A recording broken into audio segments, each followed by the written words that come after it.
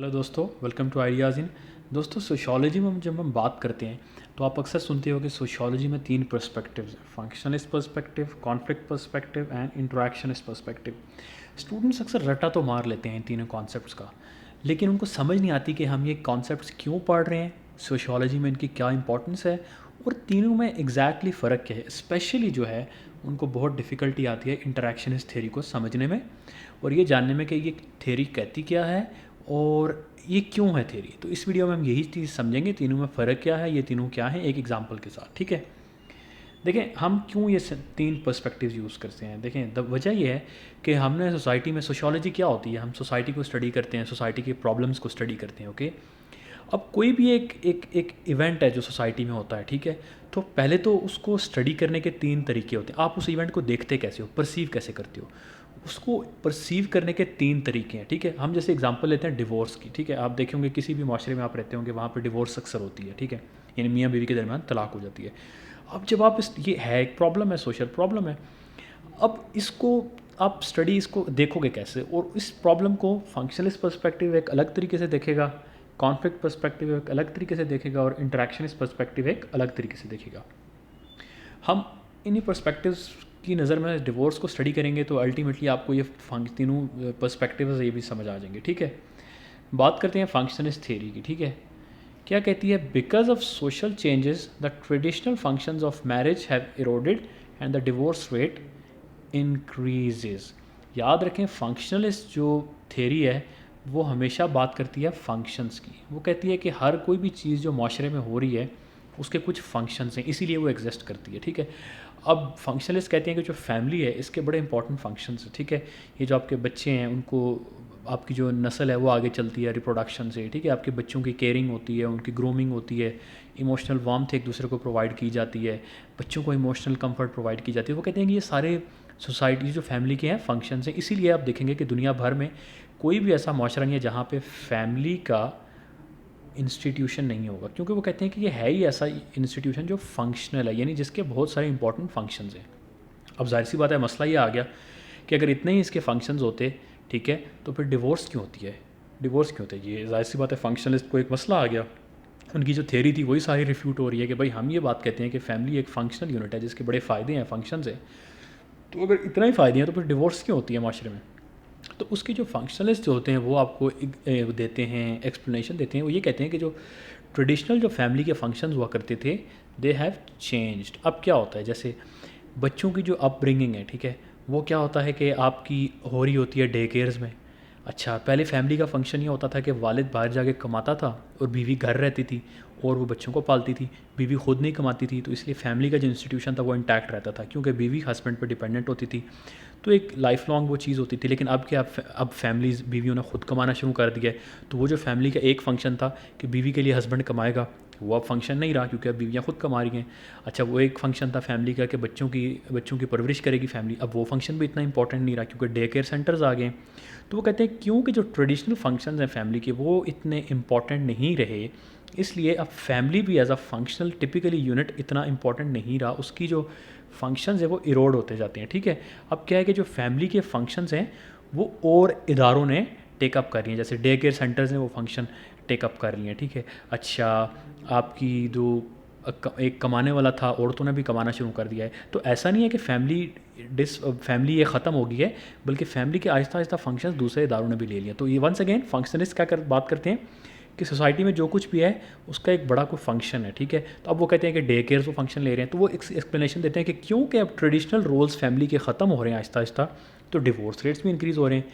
ठीक है, औरतें अब डिवोर्स ले लेती हैं क्योंकि वो खुद कमा रही होती हैं, ठीक है, अपना खुद जॉब्स कर रही होती हैं, तो उनको इतना मसला नहीं होता। अच्छा, मसला ये है कि वो डिवोर्स ले लेगी, जब अकेले रहेंगी उनके बच्चे कौन संभालेगा? बच्चे उनके डे केयर में संभालेंगे, वो संभालेंगे।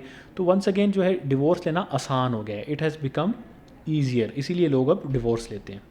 ये तो हो गया फंक्शनलिस्ट पर्सपेक्टिव। अब आते हैं कॉन्फ्लिक्ट पर्सपेक्टिव। कॉन्फ्लिक्ट पर्सपेक्टिव कहता है कि when men control economic life the divorce rate is low because women have new alternatives to a bad marriage. The high divorce rate reflects a shift in balance of power. मैं आपको आसान लफ्ज़ों में समझाता हूँ।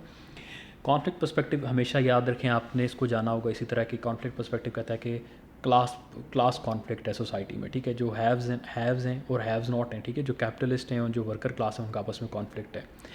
डिवोर्स को लेके वो ये कहते हैं कि क्योंकि हस्बैंड जो है वो कमाता है, ठीक है, वो बाहर जाके जॉब करता है और पैसे कमाता है, तो he is the capitalist of sort, ठीक है, उसके पास पैसा है, सरमाया है।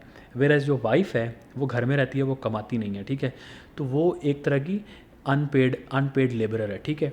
तो अब क्योंकि जो कमाता है उसी की घर में चलती है, ठीक है, और जो वाइफ है वो नहीं चलती थी, ठीक है, तो उसके पास वाइफ के पास ऑल्टरनेट्स नहीं होते थे। वो क्या करेगी, मैं अगर तलाक ले लूँगी तो मैं कमाऊँगी कहाँ से, मैं खिलाऊँगी कहाँ से अपने आप को, अपने बच्चों को।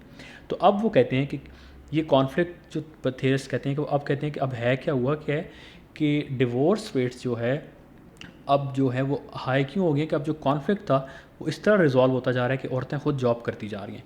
तो वंस अगेन जो है मेन जो है they do not control the economic life of women, and divorce rates reflect a shift in that balance of power. अगर औरत भी कमाएगी तो बैलेंस ऑफ पावर एक रहेगा, ठीक है।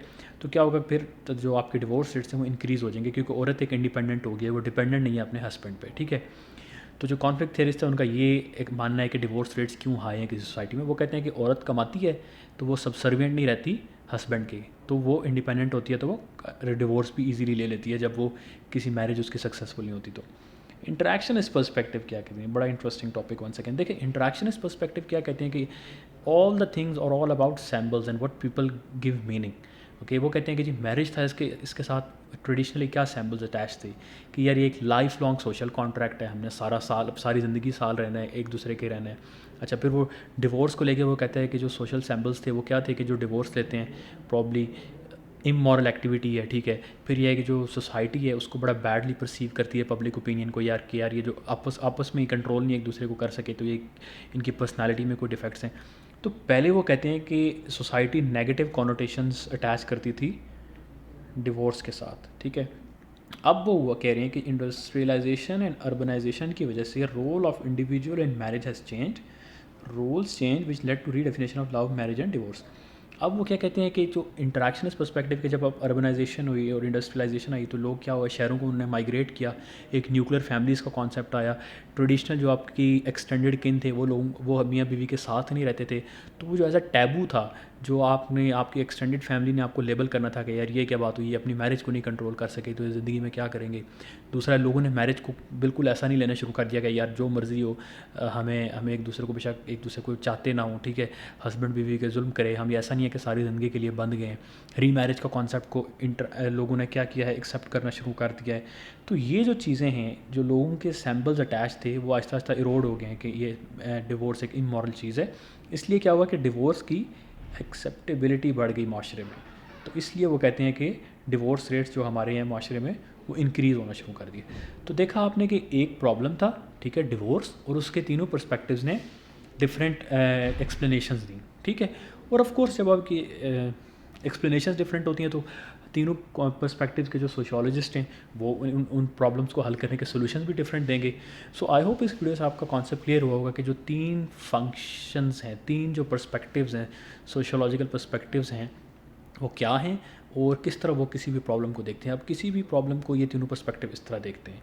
आई होप आपको वीडियो अच्छी लगी होगी, अगर अच्छी लगी तो आइडियल वर्ल्ड को सब्सक्राइब ज़रूर कीजिएगा। Thanks for watching.